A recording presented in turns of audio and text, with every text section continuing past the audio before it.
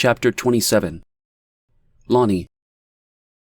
Kneeling on the soft earth, Lonnie carefully plucked out the weeds from between the rows of vegetables with her bare hands.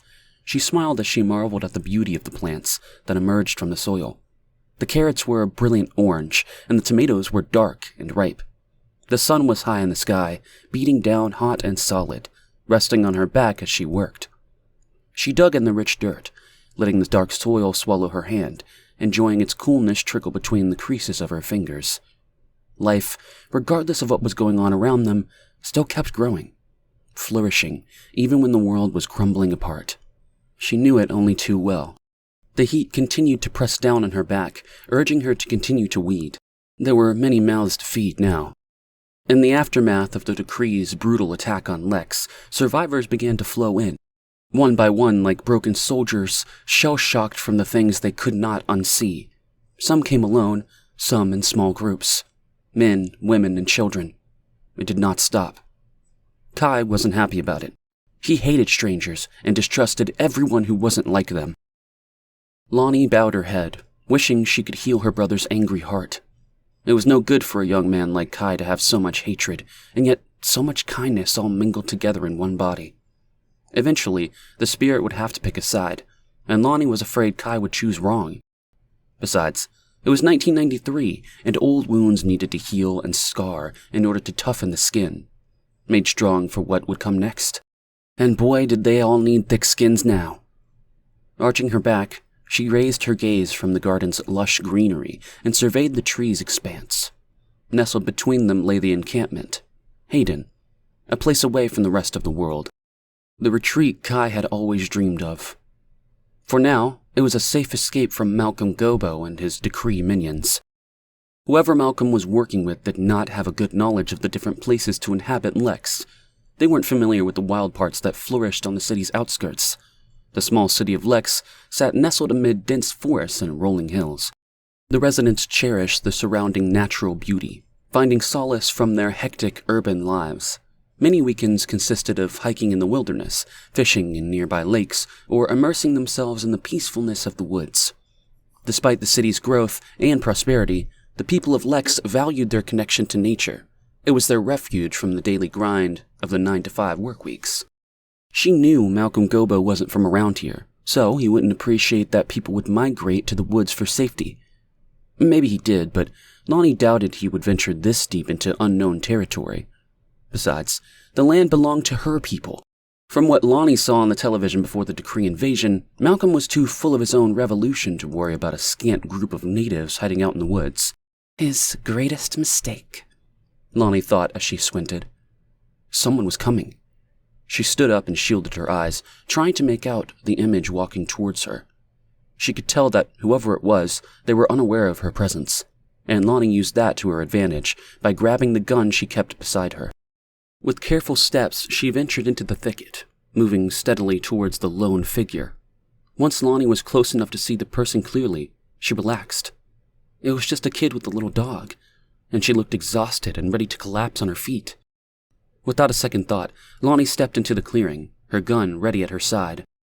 The girl jumped and, out of nowhere, held out a large kitchen knife. Her exhausted face was suddenly alive and set. The little dog's ears perked up, its teeth bared. A low growl escaped between them. Lonnie stepped back, her hands raised. "I mean you no harm," she said, her fingers holding her gun loosely. The girl stood silently, clutching the knife with both hands. She was a tiny girl, and the blade looked too big for her. Lonnie didn't doubt the girl knew how to use it. There was something in the way that she stood so defiant. This was not her first battle. "If I wanted combat, little one, I would win hands down." Lonnie eyed the gun in her hand and shook it gently. The girl nervously glanced at it, but didn't retreat, although Lonnie could sense her bravery faltering. "My name is Lonnie Daxon. My brother Kai and I are running a shelter for survivors of the decree." The girl's eyes wavered as she swayed back and forth, her lips quivering. "Put down the knife and come with me. We have shelter and food." Cautiously, Lonnie moved towards the girl, trying not to make her bolt. "It is a safe place for you to stay and rest." "How do I know you aren't trying to trick me? How do I know you aren't one of them?" the girl said, shaking her black hair out of her hazel eyes.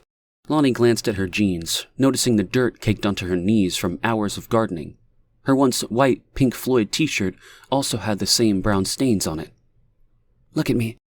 Do I look like a soldier of the decree?" "I suppose not," the girl replied, her knife slowly coming down.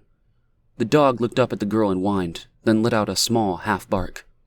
Lonnie arched her eyebrows at the little thing. It was dirty and shaggy, kind of like the girl, and for the life of her, Lonnie couldn't tell exactly what kind of breed, or breeds for that matter, it was. She shrugged as the creature sneezed, shaking its head at the girl. "Interesting dog."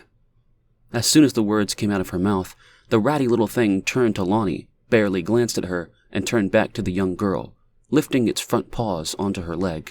"Just a little ahead is my vegetable garden I was working in." Lonnie turned around with a quick look back at the young girl. She looked so lost, dressed in an oversized sweater that hung limply on her slim frame, making her look small and fragile. For some unfathomable reason, she felt drawn to the child. Protective, like she needed to keep her safe and, strangely, hidden. She shrugged, pushing the thoughts aside. It was human nature to want to protect the young and vulnerable, and this girl was both. "Come on, you look so weary," she coaxed. "You got a name?" The girl didn't reply, but moved forward hesitantly, still holding her knife, if not so rigidly. The dog was right at her heels. Lonnie continued to walk towards the garden, trusting the girl wouldn't jump her from behind. She closed her eyes, silently praying that her gut feeling about the girl was correct, and that she was doing the right thing in leading her to their shelter. "There are a few of us now, survivors, hidden away safely from the decree. We come from all different backgrounds, but that is the way it is when things like this happen. We're all just people, trying to survive." Lonnie stopped in front of her lush garden. "Ah, isn't it beautiful? I love to grow and help nurture things until they are ready to pick. I suppose I treat people the same way as plants, which makes sense since I am both a midwife and a gardener." "You are a midwife?" the girl said, stopping in her tracks, her knife hanging limply at her side. Lonnie turned to the girl, puzzled by her crumbling expression. "Yes, I've been a midwife for 15 years. It is my calling.